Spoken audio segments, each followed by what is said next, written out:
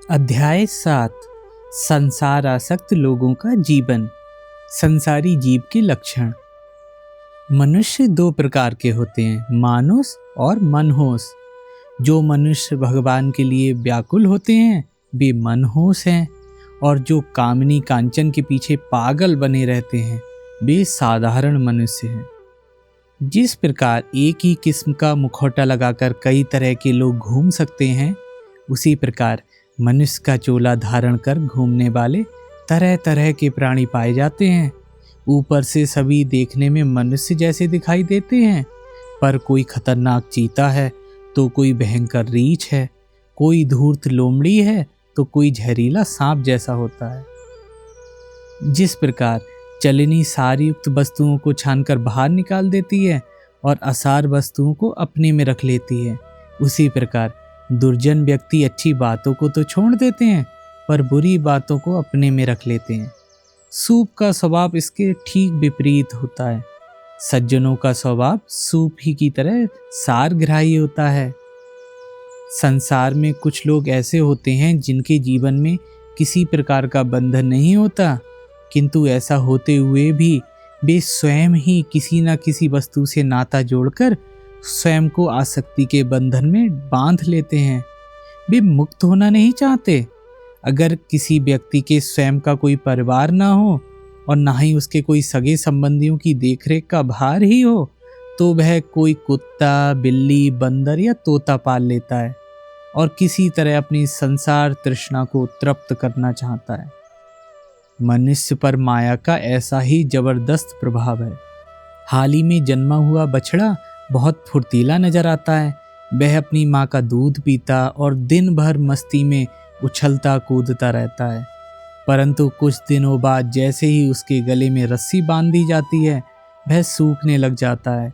उसकी सारी उमंग जाने कहाँ चली जाती है और वह दुखी मनहूस चेहरा लिए दीन नजरों से ताकने लगता है।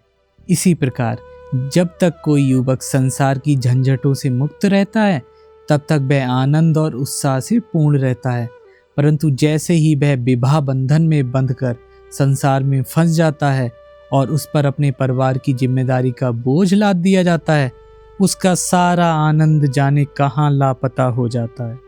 उसके चेहरे पर हताशा, उदासीनता और उद्विग्नता का भाव छा जाता है।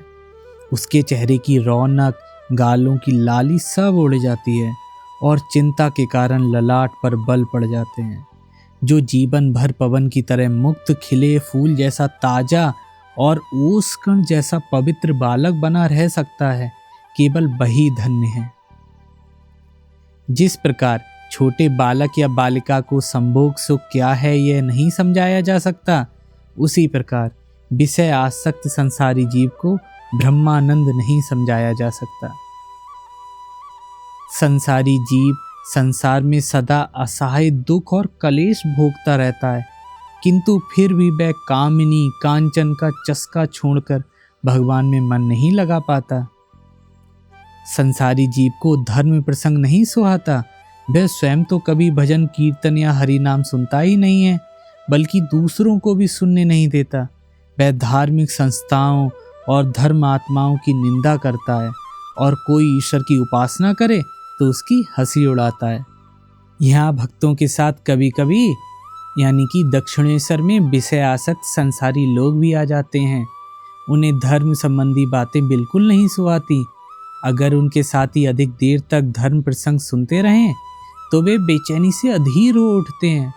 जाने के लिए उतावले होकर वे अपने साथियों को बार बार पूछते रहते हैं, चलो ना, कब तक बैठोगे। यदि उनके साथी ना उठें और कहें थोड़ा रुक जाओ भाई, अभी चलेंगे, तो थोड़ी देर में उकताकर वे कहते हैं, अच्छा तो तुम यहीं बैठो, हम तब तक नाव पर तुम्हारी राह देखेंगे। कबूतर के गले को ऊपर से टटोलने पर जैसे गले में भरे हुए मटर के दाने साफ महसूस होते हैं, वैसे ही विषय आसक्त संसारी लोगों से बातचीत करते ही उनमें भरी हुई तरह तरह की विषय कामनाएं स्पष्ट प्रतीत हो जाती हैं। दुर्जन व्यक्ति का मन घुंघराले बाल की तरह होता है। जिस प्रकार कितनी भी कोशिश करो पर घुंघराले बालों को सीधा नहीं किया जा सकता, उसी प्रकार दुर्जन व्यक्ति के मन को प्रयत्न करने पर भी सरल शुद्ध नहीं किया जा सकता। साधु का कमंडलू चारों धाम घूमाता है, पर उसका कड़ुआपन ज्यों का त्यों ही रहता है। विषयी जीव का मन भी ऐसा ही होता है। कच्ची मिट्टी से कुम्हार चाहे जैसी वस्तुएं गढ़ लेता है, परंतु मिट्टी यदि एक बार जलकर पक्की हो जाए तो उसके द्वारा गढ़ना नहीं हो सकती। इसी तरह यदि हृदय विषय वासना की आग में एक बार जलकर पक जाए तो उस पर ईश्वरीय भावों का प्रभाव नहीं होता, उसे अभिपिस्त आकार नहीं दिया जा सकता। जिस प्रकार पत्थर पानी को नहीं सोखता, उसी प्रकार बद्ध जीव धर्म उपदेश को आत्मसात नहीं करता है। पत्थर पर कील ठोकने से वह अंदर नहीं जाता, परंतु जमीन में आसानी से चला जाता है। इसी प्रकार सत्पुरुषों का उपदेश बद्ध जीवों के हृदय में प्रवेश नहीं कर पाता, किंतु विश्वासी व्यक्तियों के हृदय में सरलता के साथ गहराई तक चला जाता है। नरम मिट्टी पर आसानी से किसी वस्तु की छाप पड़ जाती है, पर पत्थर पर यह संभव नहीं होता। उसी प्रकार भक्त के हृदय में ही ईश्वरीय तत्वों की छाप पड़ती है, बद्ध जीवों के हृदय में नहीं। जिस प्रकार पुल के नीचे नाले का पानी एक ओर से आता है, दूसरी ओर को जाता है, उसी प्रकार धार्मिक बातें बद्ध जीवों के एक कान से भीतर आती हैं और दूसरे कान से बाहर निकल जाती हैं, उनका कोई प्रभाव नहीं पड़ता।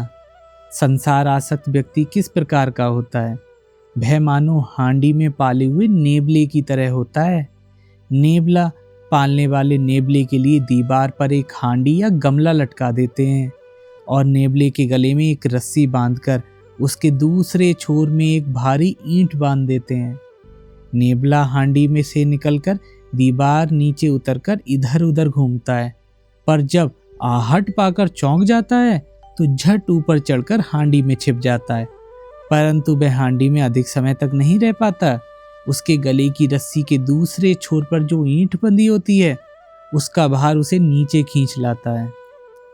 संसारी जीव का भी यही हाल है। संसार के दुख कष्टों से पीड़ित हो जो बीच बीच में मजबूर हो संसार के ऊर्ध्व उठकर भगवान का आश्रय ग्रहण करता है, परंतु वह उस अवस्था में अधिक समय के लिए नहीं रह पाता। संसार रूपी ईंट के बोझ से वह फिर नीचे उतरकर संसार में मग्न हो जाता है। गांव में धान के खेतों के किनारे में गड्ढे बनाकर उसमें बांस के बने जाल लगा दिए जाते हैं। गड्ढे के अंदर चमकते हुए पानी की झलक को देख छोटी छोटी मछलियां मारे आनंद के उसमें घुस पड़ती हैं, पर एक बार घुसने पर फिर वे उससे बाहर नहीं निकल पाती, उसी में फंसी रह जाती हैं। इसी तरह संसार की भारी चमक दमक से मोहित होकर लोग उसमें प्रवेश तो कर जाते हैं और उसकी उलझन में फंसकर मारे जाते हैं। संसार के भंवर में प्रवेश करना आसान है, किंतु उसमें से बाहर निकल जाना अत्यंत कठिन। बद्ध जीवों संसारी जीवों को किसी तरह होश नहीं आता। वे इतना दुख भोगते हैं, इतना धोखा खाते हैं, इतनी विपदाएं झेलते हैं, फिर भी वे नहीं चेतते, उन्हें चैतन्य नहीं होता। जैसे ऊंट कटीली घास खाना बहुत पसंद करता है, किंतु जितना खाता है उतना ही मुंह से खून गिरता है, फिर भी वह कटीली घास खाते ही रहता है, उसे छोड़ता नहीं है। संसारी लोग भी इतना शोक ताप पाते हैं, परंतु कुछ ही दिनों के अंदर सब भूलकर ज्यों के त्यों हो जाते हैं। बीबी गुजर गई या बद चलन निकल आई, फिर भी वह दूसरी शादी करेगा। बच्चा चल बसा, कितना शोक हुआ, पर कुछ ही दिनों में वह सब भूल बैठता है। बच्चे की बही माँ जो शोक के मारे अधीर हो रही थी, कुछ ही दिनों बाद फिर अपने केस संवारती है, गहने पहनती है। ऐसा व्यक्ति बेटी के ब्याह में सारा धन खर्च कर कर तबाह हो जाता है, फिर भी उसके घर हर साल बच्चे पैदा होते ही जाते हैं। मुकदमेबाजी में सब कुछ गंवाकर कंगाल हो जाता है, तो भी मुकदमा लड़ने के लिए सदा तैयार रहता है। जितने लड़के बच्चे हुए हैं उन्हें ठीक से खिला पिला नहीं सकता, पढ़ा नहीं सकता, अच्छी जगह पर रख नहीं सकता, और ऊपर से हर साल बच्चा पैदा किए ही जाता है। फिर कभी कभी तो सांप छुछूंदर वाली स्थिति हो जाती है, ना निगल सकता है ना ही उगल सकता है। बद्ध जीव अगर कभी समझ भी गया कि संसार में कुछ नहीं है, अमड़े की फल की तरह सिर्फ गुठली और छिलका ही है, तो भी वह उसे छोड़ नहीं सकता। मन को ईश्वर की ओर वह नहीं लगा पाएगा। अगर उसे संसार से हटाकर किसी अच्छे वातावरण में रखा जाए तो वह क्लेश से तड़प तड़प कर मर जाएगा। विष्टा का कीट विष्टा में ही आनंद से रहता है, उसी में वह हष्ट पुष्ट होता है। अगर उसे चावल की हांडी में रखा जाए तो वह मर जाएगा। जिस हांडी में एक बार दही जमाया जाता है उसमें कोई दूध नहीं रखता कि कहीं वह फट ना जाए। उस हांडी को रसोई बनाने के काम में फिर नहीं लाया जाता, क्योंकि चूल्हे पर चढ़ाने से उसको ताड़कर फूट जाने का डर रहता है। इसी प्रकार वह हांडी करीब करीब बेकार ही हो जाती है। जो यथार्थ अनुभवी गुरु होता है वह संसारी शिष्य को कभी ऊंचे और मूल्यवान उपदेश प्रदान नहीं करता, क्योंकि वह जानता है कि ऐसा करने पर शिष्य निश्चित ही उन उपदेशों का उल्टा अर्थ समझकर अपनी कार्य सिद्धि के लिए उनका मनमाना प्रयोग करेगा। वह गुरु ऐसे शिष्य को ऐसा कोई काम नहीं बताता जिसमें थोड़ी मेहनत लगे, जिससे कहीं शिष्य ऐसा ना सोचें कि गुरुजी अपने फायदे के लिए हमसे यह काम करवा रहे हैं। इच्छा होते हुए भी मनुष्य संसार का त्याग नहीं कर सकता, क्योंकि वह पूरी तरह प्रारब्ध कर्म और पूर्व संस्कारों के वशीभूत होता है। एक बार एक योगी ने किसी राजा से कहा, तुम इस वन में मेरे पास बैठकर भगवान का ध्यान चिंतन करो। तब राजा बोला, नहीं महाराज, अभी भी मेरे भोग बाकी हैं। मैं आपके निकट रह तो सकता हूँ, मगर विषय भोग की तृष्णा मेरे भीतर बनी ही रहेगी। अगर मैं इस वन में रहूं तो हो सकता है कि कुछ समय बाद यहीं पर एक राज्य बस जाए। विषयी लोग संसार में पार्थिव लाभ की आशा से अनेक दान पुण्य आदि धार्मिक कार्य किया करते हैं, परंतु दुख दैन्य दुर्दशा के आते ही वे सब भूल जाते हैं। तोता वैसे तो दिन भर राधा कृष्ण रटता है, पर बिल्ली के धर दबाते ही राधा कृष्ण को भूलकर टें टें चिल्लाने लग जाता है। इसलिए तुमसे कहता हूं कि ऐसे लोगों को धर्म उपदेश देना व्यर्थ है। तुम कितना भी उपदेश दो, ये तो ज्यों के त्यों विषय आसक्त बने ही रहेंगे। स्प्रिंग लगी हुई गद्दी किसी के बैठते ही दब जाती है और उसके उठते ही पहले जैसी हो जाती है। संसारी लोग भी इसी तरह के होते हैं। जब तक वे धर्म प्रसंग सुनते हैं तब तक उनमें धर्म भाव बना रहता है, पर ज्यों ही वे अपने रोज के संसारिक कामों में प्रवेश करते हैं त्यों ही सब कुछ भूलकर पूर्व व्रत विषयी बन जाते हैं। लोहा जब तक भट्टी में रहता है तब तक लाल दिखाई देता है, बाहर निकालते ही काला बन जाता है। इसी तरह संसारी मनुष्य जब तक किसी मंदिर या धार्मिक व्यक्तियों के सत्संग में रहता है तब तक वे धर्म भावपूर्ण रहता है, परंतु जैसे ही वह वहाँ से बाहर आता है उसका वह भक्ति भाव का उच्छ्वास जाने कहाँ चला जाता है। जिस प्रकार मक्खी अभी भगवान के भोग पर बैठती है तो दूसरे ही क्षण सड़े घाव पर, उसी प्रकार विषय आसक्त संसारी लोगों का मन अभी धर्म प्रसंग में रत रहता है तो दूसरे ही क्षण कामनी कांचन के भोग और सुख में मग्न हो जाता है। विषयी लोगों का मन गोबर के कीड़े की तरह होता है। गोबर का कीड़ा सदा गोबर में रहता है और गोबर में ही रहना पसंद करता है। यदि उसे कोई गोबर से उठाकर कमल के फूल पर बैठा दे तो वह झटपटाकर मर जाता है। इसी तरह विषयी पुरुष संसार की विषय वासनाओं से भरे दूषित वातावरण को छोड़कर एक क्षण के लिए भी बाहर नहीं आ पाता। विषयी लोगों का भगवान किस प्रकार का होता है जानते हो? जैसे घर में चाची और ताई को लड़ते हुए कसम खाते देख बच्चे भी खेलते कहते हैं भगवान कसम, या जैसे कोई शौकीन बाबू सज धज कर पान चबाते चबाते हाथ में छड़ी घुमाते हुए बगीचे में शान से टहलते टहलते एक फूल तोड़कर मित्र से कहता है, वाह भगवान ने कैसा ब्यूटीफुल सुंदर फूल बनाया है। विषयी लोगों का यह भाव क्षणिक होता है, जैसे तप्त लोहे पर पानी के छींटे। इसलिए कहता हूँ भगवान के लिए व्याकुल हो, डुबकी लगाओ, भक्ति समुद्र में गहरी डुबकी लगाओ। एक किसान ने सारा दिन गन्ने के खेत में पानी सींचने के बाद जाकर देखा कि खेत में बूंद भर भी पानी नहीं पहुंचा।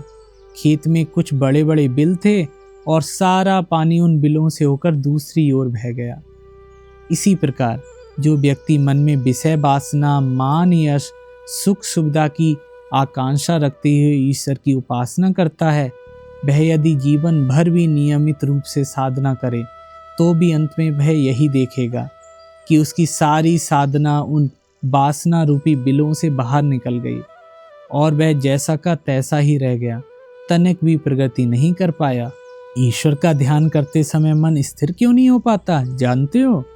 मक्खी कभी हलवाई की दुकान पर रखी मिठाई पर बैठती है, पर इतने में ही अगर कोई मेहतर मेले की टोकरी लेकर सड़क पर से गुजरे तो वह तुरंत मिठाई को छोड़ मेले पर जा बैठती है। परंतु मधुमक्खी सदा फूलों पर ही बैठती है, गंदी चीजों पर कभी नहीं बैठती। संसारी जीव भी मक्खी की तरह बीच बीच में क्षण भर भगवत भक्ति का स्वाद चखता है, पर दूसरे ही क्षण उसकी स्वाभाविक विषय तृष्णा उसे संसार के विषय भोगों में खींच लाती है। किंतु जो परमहंस होते हैं वे सदा भगवान में तल्लीन रहते हुए भक्ति रस का पान करते हैं।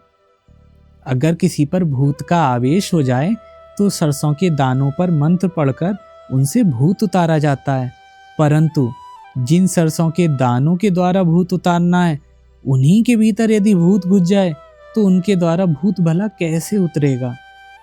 जिस मन के द्वारा ध्यान, भजन, भगवत चिंतन करना है, वही यदि विषय चिंता में लिप्त हो जाए तो उसके द्वारा भला साधन भजन कैसे होगा।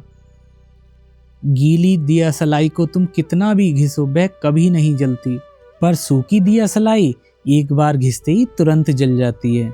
सच्चे भक्त का मन सूखी दिया सलाई के समान होता है। थोड़ा ईश्वर का नाम सुनते ही उसमें प्रेम भक्ति की ज्योति जल उठती है, परंतु संसारी व्यक्ति का मन गीली दिया सलाई की भांति काम कांचन की आसक्ति में भीगा होता है। उसे ईश्वर की महिमा कितनी भी सुनाई जाए, उसमें भगवत भक्ति की अग्नि नहीं सुलगाई जा सकती। संसारी व्यक्ति में ज्ञानी पुरुषों के समान ज्ञान और बुद्धि हो सकती है। वह योगियों की तरह कष्ट क्लेश तक सह सकता है और तपस्वियों की भांति त्याग कर सकता है, परंतु उसके ये सारे श्रम व्यर्थ हो जाते हैं क्योंकि उसकी शक्तियां गलत दिशा में प्रवाहित होती हैं। वह अपनी सारी शक्ति नाम, यश और धन कमाने में ही लगाता है, भगवान के लिए नहीं। मैले दर्पण में सूर्य का प्रकाश प्रतिबिंबित नहीं होता, स्वच्छ दर्पण में ही वह प्रतिबिंबित होता है। माया मुग्ध, अशुद्ध और अपवित्र हृदय वाले व्यक्ति ईश्वरीय महिमा का प्रकाश नहीं देख पाते, विशुद्ध हृदय व्यक्ति ही उसे देख पाते हैं। इसलिए विशुद्ध बनने का प्रयास करो। दूध में अगर उसका दुगना पानी मिला हुआ हो तो उसकी खीर बनाने में बहुत समय और बहुत अधिक श्रम लगेगा। विषयी लोगों के मन में मलिन विषय वासना और कुविचारों की अत्यधिक मिलावट होने के कारण उन्हें शुद्ध और पवित्र बनने के लिए दीर्घ समय तक कठिन परिश्रम करना पड़ेगा। प्रश्न: ठाकुर, संसारी जीव सब कुछ त्याग कर भगवान को क्यों नहीं भज सकता? उत्तर: क्या कोई नट रंगमंच पर उतरते ही अपना मुखौटा हटा लेता है? संसारियों को पहले नाटक में अपना काम पूरा कर लेने दो, उसके बाद ठीक समय पर वे अपनी बनावटी साज उतार देंगे। जो घोर विषय आसक्त जीव है वह विष्टा के कीट की तरह होता है। यह कीट सदा विष्टा में ही रहता है, वहीं मरता है, विष्टा के अलावा वह और कुछ नहीं जानता। जिसकी विषय आसक्ति इतनी तीव्र नहीं, वह जीव मानो मक्खी की तरह होता है। मक्खी कभी विष्टा पर तो कभी मिठाई पर बैठती है। मुक्त जीव मधुमक्खी की तरह होता है। मधुमक्खी सदा मधु का ही स्वाद लेती है, अन्य वस्तु का नहीं। बद्ध जीव मगर की तरह होते हैं। मगर की देह पर शस्त्र द्वारा वार करने पर शस्त्र छिटक कर गिर पड़ता है। मगर को कुछ नहीं होता, सिर्फ पेट पर वार करने पर ही वह मरता है। इसी तरह बद्ध जीव को कितना भी धर्म उपदेश दो, कितनी भी ज्ञान वैराग्य की बातें सुनाओ, उसके हृदय पर तनिक भी प्रभाव नहीं पड़ता। इसके लिए तो उसकी आसक्ति के विषयों पर ही प्रहार करना पड़ेगा। संसारी लोगों से अगर कहो कि सब कुछ त्याग कर भगवान के चरण कमलों में मग्न हो, तो वे कभी नहीं सुनेंगे। इसलिए गौर और निताई दो भाइयों ने मिलकर सलाह करके विषयी लोगों को आकर्षित करने का उपाय ढूंढ निकाला। वे कहने लगे, तुम्हें मागुर मछली का रसा मिलेगा, नव युवती की गोद मिलेगी, तुम हरि हरि बोलो। पहले दो वस्तुओं के लोभ से अनेक लोग उनके साथ हरि नाम लेने में शामिल हो गए। फिर धीरे धीरे जब उन्हें हरि नाम रस का स्वाद मिलने लगा, तब निताई गौर के कहने का अर्थ उनकी समझ में आ गया। मागुर मछली का रसा और कुछ नहीं था, हरि प्रेम में विभोर होने पर नेत्रों से जो आंसुओं की धारा बहने लगती है, वही मागुर मछली का रसा था। और नव युवती के माने पता है क्या थे? पृथ्वी। नव युवती की गोद मिलना यानी हरि प्रेम में ओत प्रोत होकर धरती पर लौटना।